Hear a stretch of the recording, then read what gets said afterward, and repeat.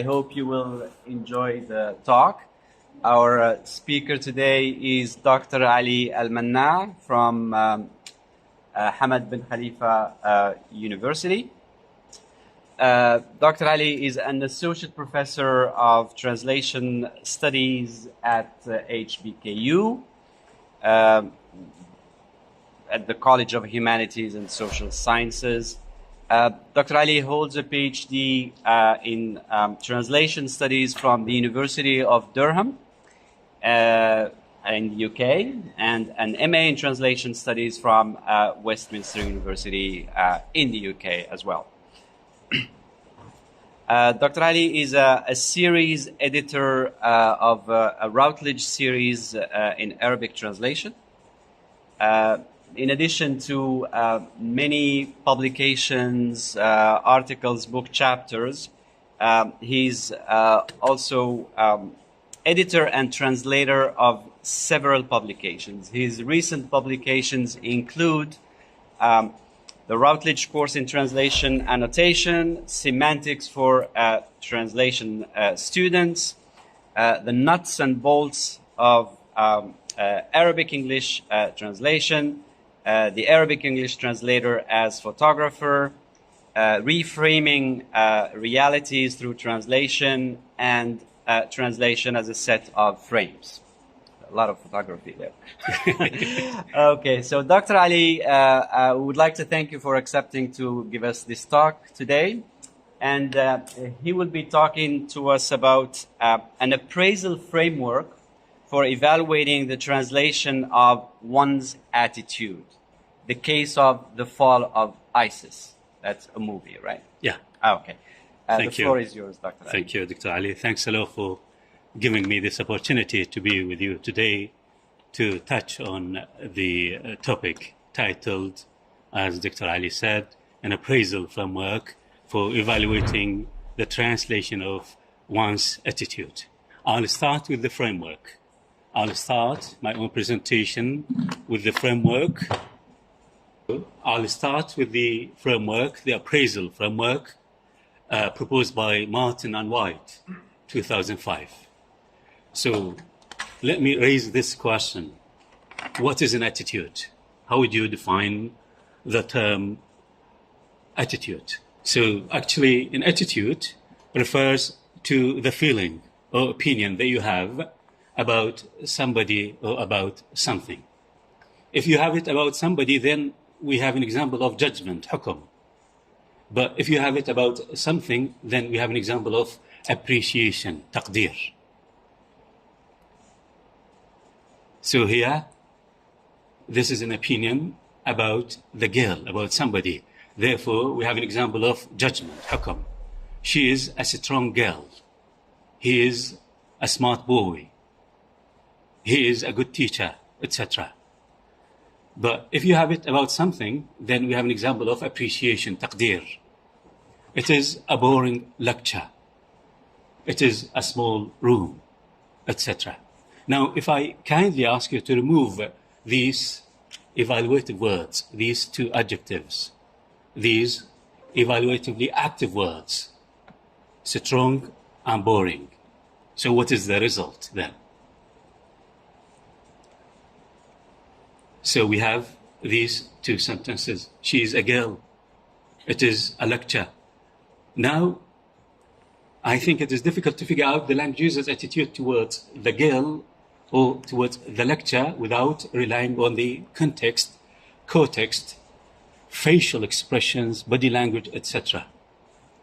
So we have, by removing these two words, evaluative words, we have changed what is evaluative to non-evaluative. Therefore, when we translate, we have to give this full consideration. When we translate, we have to reflect the language user's attitude. Now, another question. What is your reaction towards my own lecture? This is a general question. So here we have reaction, رد فعل.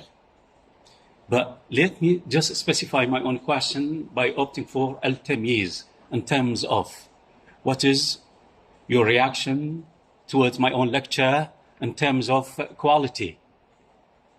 Here we have an example of valuation, قيمة. Another question. What is your reaction towards my own lecture in terms of structure? Here we have composition, تأليف. So it seems that when we talk about your opinion, your feeling about something, we talk about appreciation. If you remember, appreciation can be classified into three main types according to the appraisal theory proposed by Martin and White. Reaction, valuation, and composition. رد فعل, قيمة, and تأليف. What are the main components of an attitude? Another question. Or what are the main elements of an attitude? We have already mentioned two. If you have an opinion, when we talk about your own feeling about somebody, then we have an example of judgment.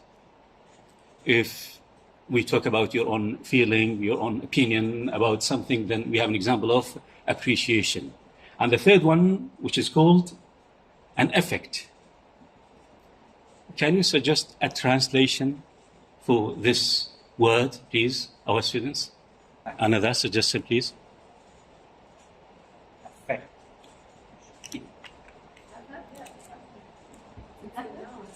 With an A, right? Yeah, as a noun. Okay. In this theory, it can be translated into Arabic as تأثر. Why? Because we talk about your own feeling, your own reaction. So the best translation, in my opinion, is تأثر. Okay? Now, let's have a look at this sentence. It is a simple sentence. Why? Because we have just one finite verb. We have a process of sensing expressed by the verb to feel. We can identify the sensor expressed by the pronoun I. Okay, so by virtue of this process of sensing, okay, we can figure out the language user's attitude towards that moment of happiness. Now, in terms of translation, sometimes as a translator, you decide to insert yourself in the target text by adding a word, thus scaling up the language user's attitude or scaling down the language user's attitude, thus affecting the quality of your own translation. Let's have a look at this translation. أشعر بسعادة عارمة. The translator, guided by the initial acceptability norm, to borrow the term from Turi, 1995, for the sake of readability, acceptability, authenticity, dramaticity, well-formedness that feed into naturalness, the translator decided to add this word.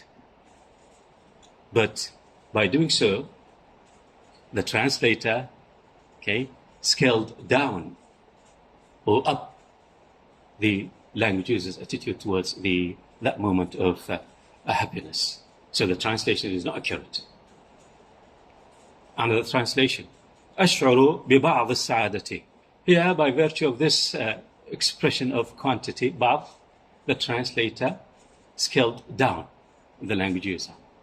See, we talk about graduation, تدريج.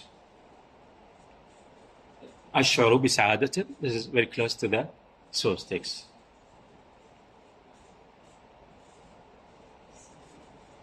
Now, what are the main types of an attitude? So an attitude can be classified into positive or negative. Okay?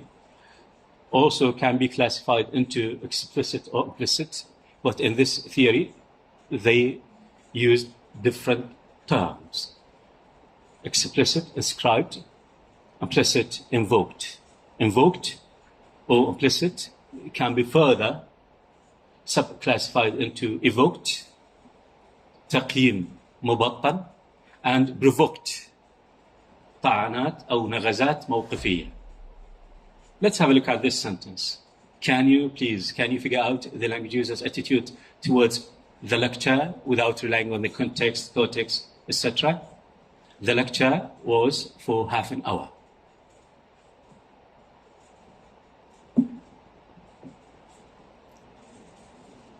Is it easy?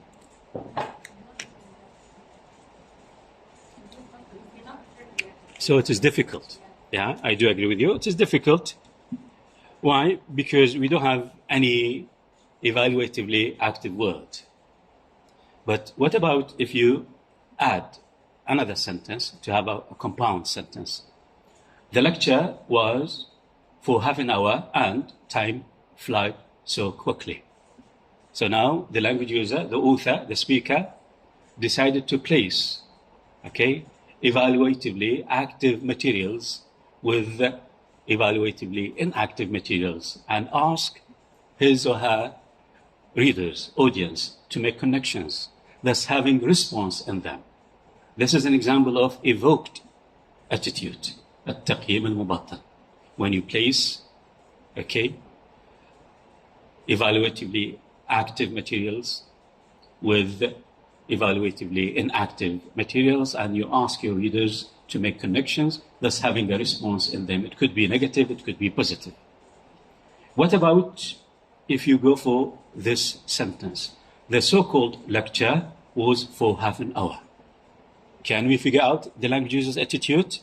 The answer is yes, by virtue of, we call it, in this theory, distancing formulation.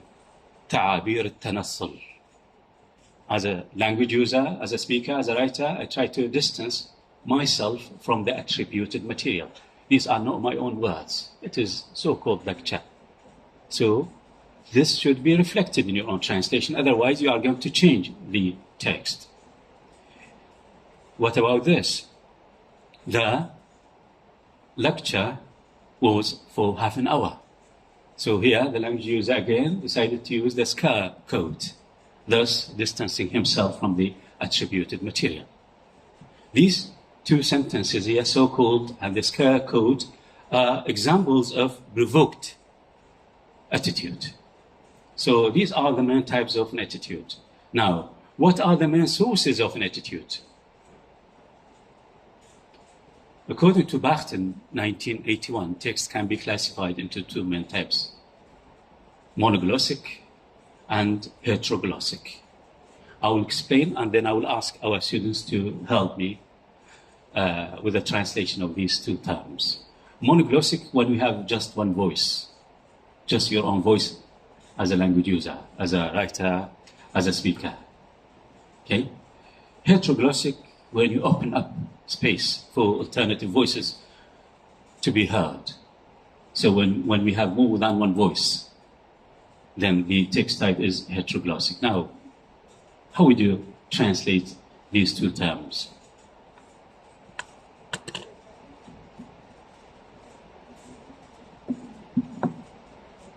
Yes, please.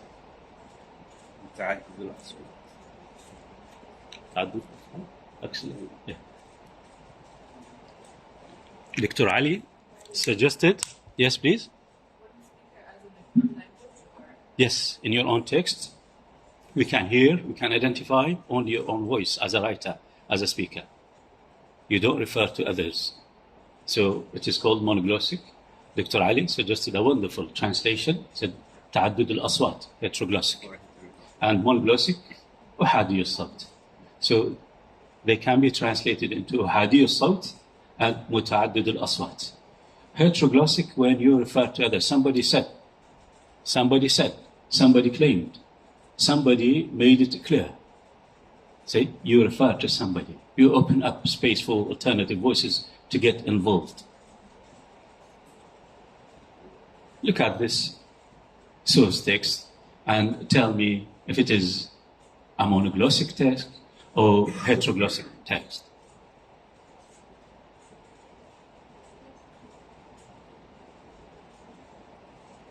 do we have a process of saying expressed by the verb to say in the past? Said, yes. As long as we have a process of saying, to borrow the term from Holiday, then the text is heteroglossic. By virtue of the verb to say, we have an example of acknowledgement, إقرار محايد, as there is no explicit indication as to where the speaker, the writer, stands concerning the attributed material. إقرار محايد. Look at the translation here and tell me about the text type. Is it monoglossic in the target text or heteroglossic? Why? Let me help you. Do you have a process of saying expressed by the verb to claim? Yes. As long as we have the process of saying, but this time expressed by the verb to claim, it can be expressed by the verb to make something clear, it can be expressed by the verb to ask, etc. Therefore, we refer to somebody. We can identify the sayyah, man al-qa'il, in the source text. The Israeli Defense Minister. Okay? And here the translator, unfortunately, decided to translate the example of acknowledgement, إقرار محايد, neutral, حيادي, into idda'a, thus distancing himself from the attributed material. The translation is not accurate. The translator decided to superimpose certain directionality, certain narrativity, thus promoting a different narrative, a different story. Is it by accident or on purpose? I think on purpose. Well done. Why?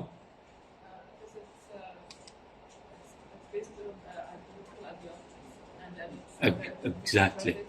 Well done. In addition to that, also he decided to change defense into harb. The Israeli into al-Sihiyoni. Suicide into al-Istishhadiyya. Entering into ijtiyah. And he added two evaluatively active words, al-ihtilal and al-muhtalla. So, narrativity in another paper is classified by me into two main types.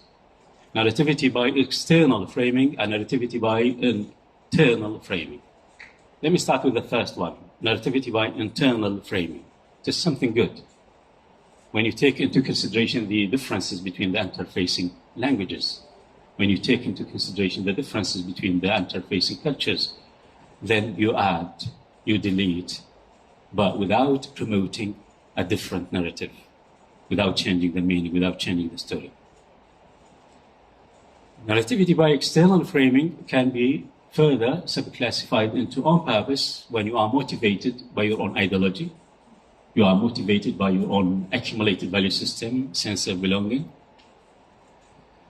and by accident due to your own translation competence.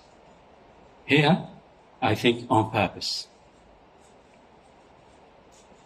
How is an attitude graded, scaled up or down? She is a teacher. Non-evaluative language here.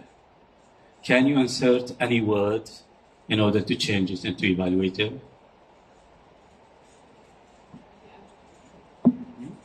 Any adjective. Yeah, please. She is? Okay. Somebody said, she is a teacher. You, as a translator, decided to change it into, she is a brilliant teacher. Thus, as a translator, you decided to insert yourself in the text. See? So your own translation is not accurate. But we talk about, no, I ask her kindly to insert an adjective to see. So as a translator, sometimes you have to be careful. So now, she is a kind of teacher. You scale it up or down? Down.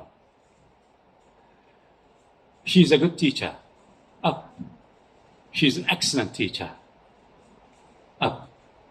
See? So graduation التدريج is classified in this theory into force and focus. Force, when you grade according to intensity or amount, including numbers.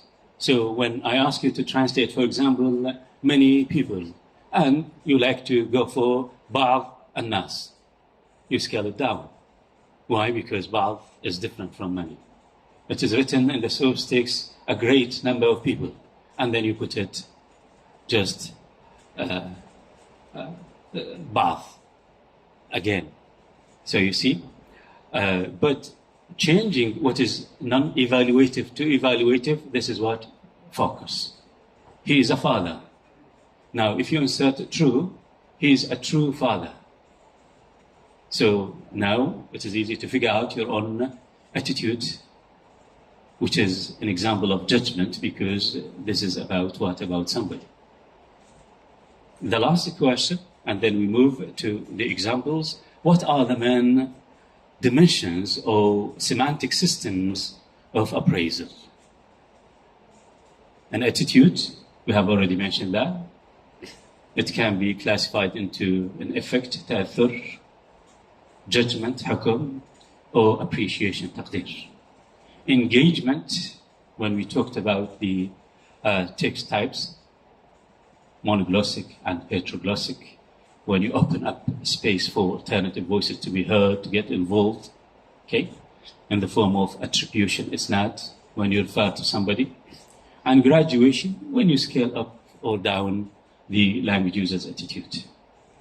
Now, the case study is a film titled The Fall, Final Days of the Caliphate, subtitled by CNN Arabic as السقوط آخر أيام خلافة داعش المزعومة, is examined to see how the speaker's attitude is reflected in the target text. In selecting this film, the following points were taken into consideration. First, the accuracy of translation. Translation is accurate to a certain degree.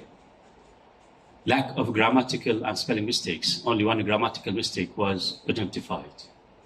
Naturalness, when we talk about issues such as readability, acceptability, authenticity, thematicity, etc. The topic itself. The examples of attribution. Okay, metaphor used. The text itself written by an experienced journalist who is a native speaker of English. The film, the text, in Iraq and Syria, and all these details. Let me speed up. The analysis of data shows the subtitler managed to reflect the speaker's general attitude towards ISIS. He managed to deal with examples of explicit attitudes, provoked attitudes, evoked attitudes, acknowledgement, distancing, endorsement, etc. This is the first example. Can you identify any mistake with this translation? Preposition from? Yes. Do you agree with her? Yes, we agree with her. So, now, the expression of a quantity, money, that invokes in our mind, not all of them frame, thus indicating some of them do not share the same value, was reflected accurately by the subtitler when opting for al-adid. The evaluatively active words, disillusioned and extreme, were reflected, but unfortunately, the translator decided to translate from into fi, thus referring to all those people who were in the Middle East, not only those people who are actually from the Middle East, thus changing the meaning, thus promoting a different story, a different narrative. Now, the question is it on purpose or by accident?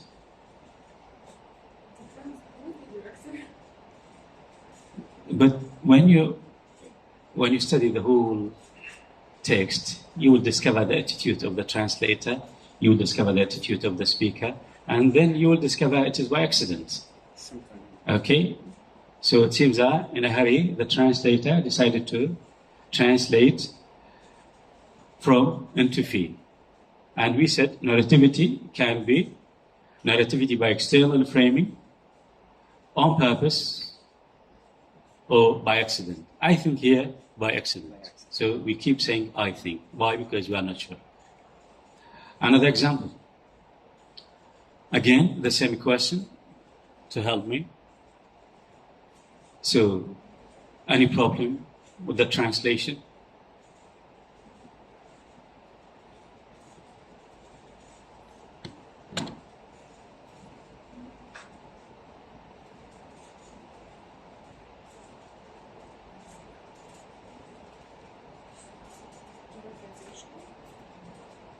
Any issue, or is it accurate?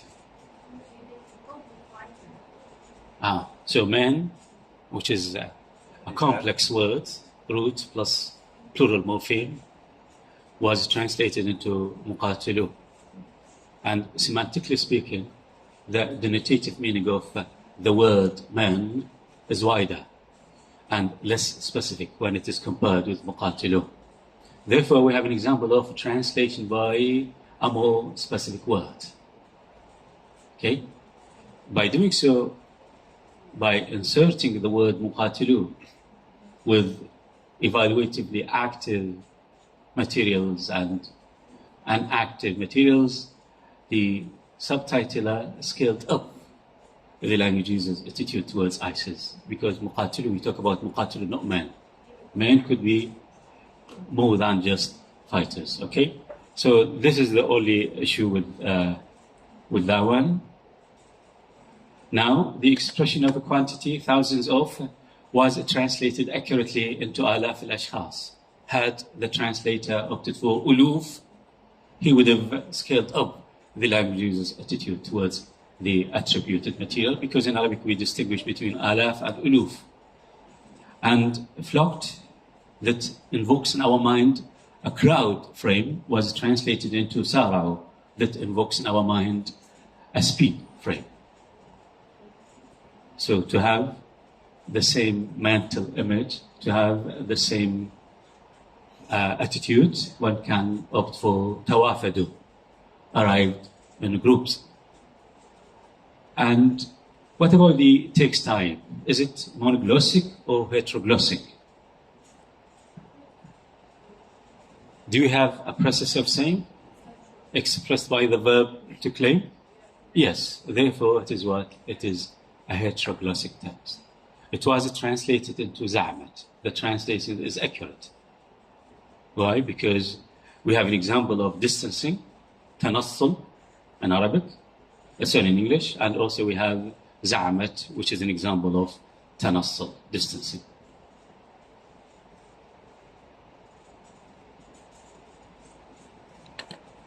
Again, by virtue of the verb to claim, we have an example of distancing.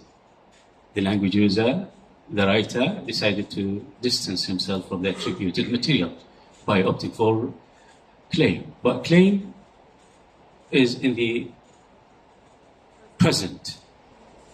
The translator decided to put it in the past, thus having an example of intra-system shift, to use the idea from Katful, 1965, but without changing the language user's attitude. We have metaphor here on the brink of extinction and paying the price were reflected accurately. And also we have the adverb of frequency normally, which is different from sometimes, which is different from occasional. It was reflected accurately.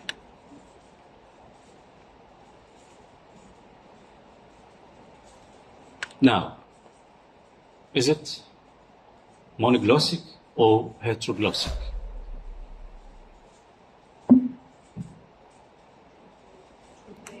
Huh? So we have two processes of saying, expressed by two different verbs. The first one, to announce, which is an example of acknowledgement, iqrar muhayd. because there is no explicit indication as to where the language user, the writer, stands concerning the attributed material. And also we have the second process of saying, expressed by the verb to declare, which is also an example of acknowledgement, إقرار محايد. These two processes were translated into one process, أعلنت, which is also an example of acknowledgement, إقرار محايد. Therefore, although we have an example of unit shift, we translated two processes into one. We merged these two processes into one. The translator, the subtitler managed to reflect the language user's attitude. Now, what about if the subtitler opted for ادعت instead of أعلنت? Is it accurate? Instead of أعلنت, the subtitler, let's assume, said ادعت. We are going to change the example of acknowledgement, إقرار محايد, into an example of distancing, تنصل. Therefore, we can figure out that the subtitler, the translator, decided to insert himself or herself in the target text. Thus, superimposing certain directionality, certain narrativity on the text at hand, thus promoting a different story, a different narrative. What about if he or she uses أكدت instead of أعلنت? أكدت أو أوضحت are examples of endorsement, تعضيد. But أعلنت is an example of acknowledgement, إقرار محايد. So it seems that we have to be careful when we deal with the framing verbs. قال, ادعى, أضاف, أعلن, زعم. Okay? In order not to change the language user's attitude. Here, we have style shifting or style shift because the language user decided to use the pronoun you, thus reducing the distance between him and his audience. Okay, an attempt to align his audience, his readers, with the stance, with the attitude adopted by him. This was reflected in the target text by opting for the equivalent of you. However, the translator decided not to translate the evaluatively active word differently. That invokes in our mind no doubt frame. Here, troglossic text can be in the form of expansion, توسيع, he said, or contraction, تضييق. Sometimes, as a language user, you decide to open up spaces for alternative voices to be heard. Meanwhile, you suppress those voices, thus having an example of contraction, تضييق. So here, by virtue of the adverb differently, you have an example of contraction. But the translator decided not to translate.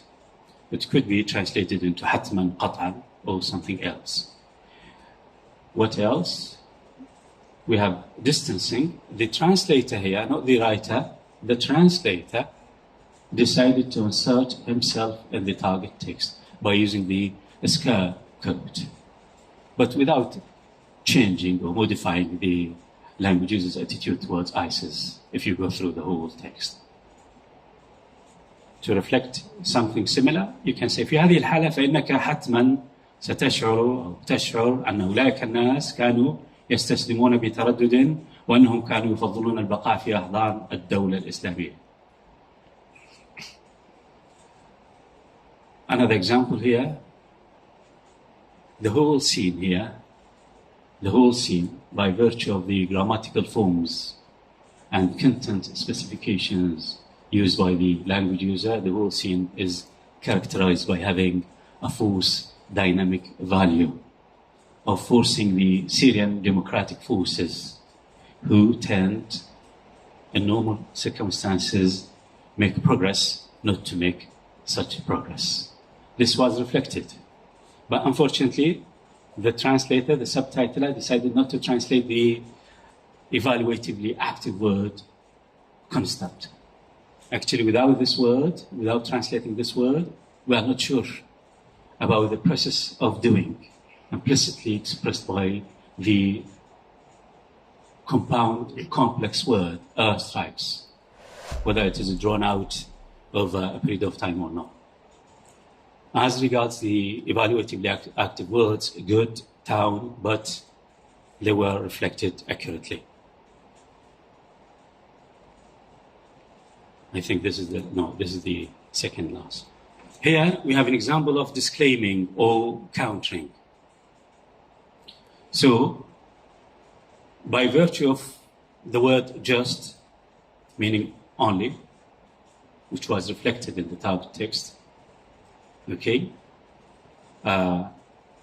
we have an example of disclaiming. We have an example of countering or accurately.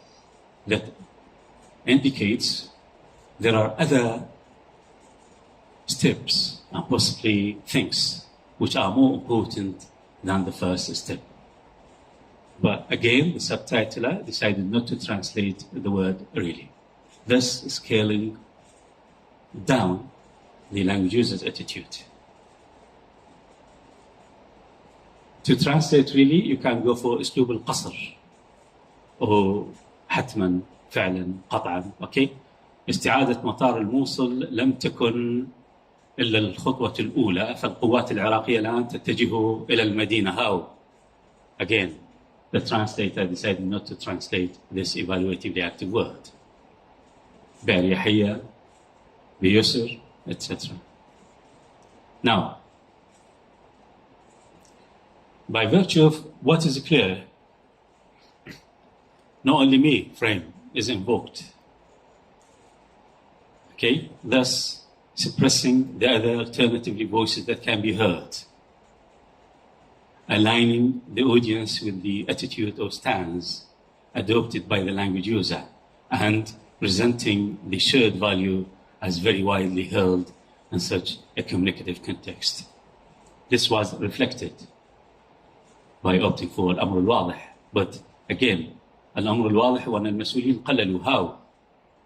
We have the evaluatively active word massively. بشكل ملحوظ, بشكل كبير, or you might go for one word, أتفه. As regards the scaled down version of the word city, town, it was reflected in the target text by opting for the word balda, which is also a scaled down version of Medina. And that's it. And thank you for listening. Thank you very much, Dr. Ali, for this interesting talk. Thank you for your interaction. The floor is open to questions. Can you please? Can you speak up then? Yeah. No? No. Yeah. The part from the Middle East and the shuffle also, is that you think that it's by accident? Can I ask why? Because I think it's otherwise. Because we are not sure. As a translation critic, you are not sure. But at the end, as long as you are not sure, it is better to put it in that way, I think. Okay? But when you go through the whole text, the whole target text, and you will discover that the attitude of the translator, not only the attitude of the speaker. So the attitude of the translator, the subtitler, was against the ISIS. So therefore, I think by accident. I think that instead of the translator distancing himself from the attributions, instead distance himself from the claims of the first text. Because I just think that the director, it's an American and a British journalist. It's sort of quite maybe too much, but like Edward Said said in Orientalism, it can't be just an Orientalist approach of saying, people from the Middle East, generalizing the Middle Easterns, the Orientals, basically, as opposed to the target text by an Arab source, distancing himself from the claims of the sources. That makes sense. Especially when Dawud Islamiyya was put also in quotation. I think it was just reinforcing this narrative. Thank you for raising this point. I think, yes, you are right. But again, we are not sure. It could be.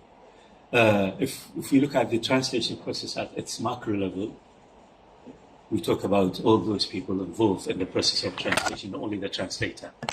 You finish your own work as a translator, you submit it to the publisher, to the agency, and then they might send it to somebody else.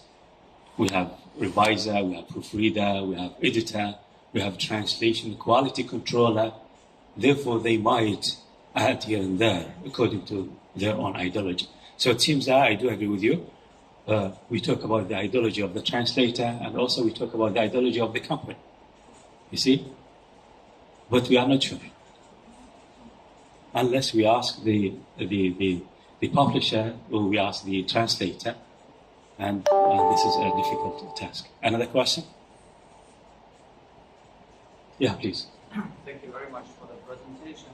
Just a quick question about the attitude of the translator that you mentioned before. For the sake of those who are following us. Okay, yeah. So my question is about the attitude, the translator's attitude. Do you think it's possible to eliminate it at all, or it will always be lingering in the text? Because from the reader's perspective, I don't need it. Because I need to know the attitude of the author who wrote the paper, because that will give me the idea of what they represent, what kind of camp they represent. But I do not need the attitude of the translator at all. But is it possible to eliminate it? Yeah. Thank you. Thank you. Thank you for your good question. Actually, yes, at the end, if it is a piece of research, you have to also put it in that way. But the overall language use attitude wasn't changed dramatically or not to a certain degree. But for the benefit of translation students, for the benefit of translators, when we teach translation, we need to link those theories to the actual act of translation. Yes, sometimes you add the word jiddan. It is not written jiddan in the source text, but you add it. Why? For the sake of readability sometimes, acceptability, etc. But this is a question I do agree with my colleague. Have you, as a translator, have you changed the overall attitude of the language users or no? If yes, and then the whole translation is not accurate. If no, but we still have those examples sometimes due to the differences between the interfacing languages. Yeah. Thank you. My comment here about because we have students here and usually we ask them to comment on their translation. The point here is there's a kind of, could be for some, it's a question of to what extent the translator is probably obliged or free here to add the attitude. And the other point, there are other factors involved, right, in taking that decision. It's more about also the target audience and target readership. So probably, some of those attitudes or the attitudes added, or probably, the translator had to add not his own or her own attitude, but what the target readers expect from that text. It's more about the attitude, probably, of the target readers, if we can tell what their attitude is. So it's not just a matter, in my opinion, it's not just a matter of adding my own attitude as a translator. It's also about what the readers will expect from my translation. And to what extent I need to let's say, to avoid any sort of violation with the target readers' traditions and beliefs. And probably that's where I add points like, for example, changing in the example you mentioned, changing or using terms like ihtilal or Sahiyuni or whatever, because that's not just my attitude, it's also what the target readers are expecting from a text like this, if I know the target readers of my text. So, that's what I wanted just to add, because the students will say, okay, that's something new. Yeah, we didn't talk really much about attitude here. I think it's Dr. Ali's on, let's say, maybe, started working on this concept, the attitude of the translator. We talked a lot about the target readers and they try not to violate the target readers' like beliefs and traditions, and also the function of the text and the purpose of the text. But here you have the attitude to add to your commentary whenever we ask for commentary. Probably something you can think about as students. Thank you, Dr. Khalid. Yes, I do agree with that, Dr. Khalid. Before embarking on the actual act of translating, you have to reflect on what is called, I think you are familiar with that term, translation brief. The text type, readership, genre, purpose of translation, scopus, etc. Therefore, you might. Why? Because you try to live up to the target language reader's expectations. But again, when we discuss any translation, we can discuss it from different perspectives. Now, back to the point raised by Dr. Khalid. Can we use that model in order to defend our translation, in order to comment on our translation? Yes. As a translator, okay, I've avoided, for example, adding the word, if you remember, شعرت بسعادة عارمة. I avoided the word عارمة, otherwise I'm going to change the attitude. So it seems that you can take ideas from that theory, the appraisal theory, and reflect on your own translation, defending your own translation, writing commentary on your own translation, annotating your own translation. Yes, I do agree with Dr. Khalid. Sometimes it's not up to you, but it's up to the translation brief. Okay, the publisher, the agency ask you to translate that text and to be read by those people, to be published by the newspaper, in which country, and then you have to go for ihtilal or Israel, etc. So, yeah. We have a few questions from the audience, and the first one is from Dr. Hamid Muhammad, who says, what is the difference between detachment and neutrality in such aspects of attitude translation? And there's another question from the same person saying, how important is the mood of the speaker in interpreting, or a speaker-interpreter when translating for him? Yeah, I mean, let me start with the second question. Mood is very important. It's part of your own attitude. Sometimes you feel happy, and if we talk about interpretation, that can be reflected. Okay, that can be reflected. But if it is just a written text, and the mood, you have to rely on the grammatical forms and content specifications in order to figure out the attitude that includes many things and should be reflected to a certain degree. Sometimes you face, as Dr. Khalid said, you face a lot of problems. It is not up to you. Sometimes you have to take into consideration your teacher. Your teacher preferred that word, therefore let me put it that way. Why? Because he said it is better to go for, instead of qala, in order not to repeat, try to use adhafa. Yes. Teacher will be a target reader anyway. Yes, adhafa. Well done, as long as it is an example of acknowledgement. But if you change it because you don't like qala and you go for, let's say, awdaha or akkada, you are going to change the language user's attitude slightly. If it is commentary, you can defend your own translation. Yes, I'm fully aware of this. I've changed the language user's attitude, but because of this, I've opted for this. And the second question, they talk about, I mean, again, as a translator, you are working with different people, and people are different in terms of their own linguistic competence, in terms of their own translation competence, and in terms of their own sense of belonging, accumulated value system. Therefore, we cannot get rid of that issue, but you try to do your best as a translator, and you submit the version, and then the publisher will take care of the rest. As a translator, sometimes you have the right to accept or reject what have been done to your own translation. But again, sometimes you accept because you are looking for what is called cultural capital, to borrow that term from Biyad Wudu, Ra'is Mal Thaqafi, in order to get your own translation published, and then you put it in your own CV.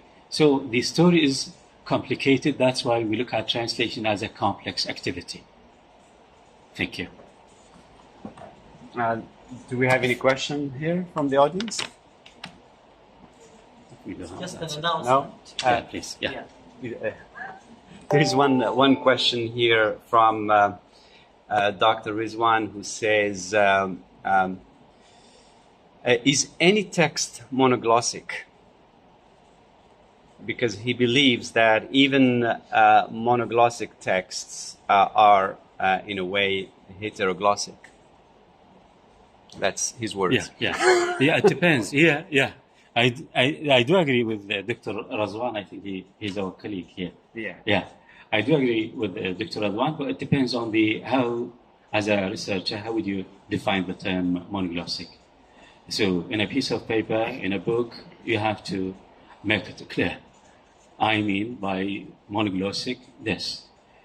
But I do agree with you. Sometimes, even when you talk about yourself, when you express your own feeling, you have that sort of referring to others in terms of intertextuality, etc. Yeah, thank you. Can I add something? Yeah, please, Dr. Khalid, can you come here in order to? Yeah. If we're dealing with a text, usually that text is a product of like person or one voice there, because it came through different, let's say, a number of narratives. That's true. Could be like different narratives made that final story. So probably here we can't say no. I mean, there should be some other voices, and probably when we talk about agents also, I mean, and the voices, I mean, of the others, how they are involved, even in one sentence or two sentences. So I agree with Dr. Radwan. Probably, if we think about it, could be like heteroglossic. I mean, any text we see, even if it's like two sentences, if we look at it that way. And the announcement soon, Dr. Ali, inshallah, will give us a workshop here for our students on annotating translation tasks or translational translations. Yeah, my pleasure. Yeah, so inshallah, we'll arrange for it soon. I mean, he offered us that workshop, and is we my are very pleasure. thankful. Yeah. Thank you, Dr. Khalid. Thank you, Dr. Ali. I actually had a question. Yeah, please. No, it's not a question. It's just an observation that I made when I looked at the Arabic text. I also feel that the translation is not of a very good quality. So there is a lot, maybe word-for-word translation. Even the structures that were reflected in the Arabic text were somehow, structural equivalents of the English text. So in a way, some of those, maybe these mistakes or errors in translation could also hide or maybe taint our reading of the attitudes, especially you're dealing with semantics, and semantics is very, very elusive. So yeah, I think that the quality of the texts that you're looking at should also be taken into account. Thank you, Dr. Ali. Yes, I do agree with you. But sometimes we raise that question: what is the best translation? It depends on the person. In my opinion, the best translation is the translation in which you strike a balance between accuracy and acceptability. And so, as a translator, sometimes. Very easy to add, to reorder, to have it natural. But what about the relationship between the source text and the target text? The result will be very weak. And we discussed that in different theories, such as the theory proposed by Chesterton in 1997, when he talked about norms, and one of those norms is relation norms. So when you add, when you delete, in order to satisfy the reader, and also it was discussed by Schleiermacher in the 19th century, when he said, as a translator, you have two options. Either you leave the reader alone and you bring the writer to him or her, or the other way around. You leave the reader alone and you bring the writer to him or her. So it seems that it is, again, let's summarize, translation is a complex activity. Thank you. Thank you very much, Dr. Ali. Thank you, the audience here, the physical audience and the virtual audience.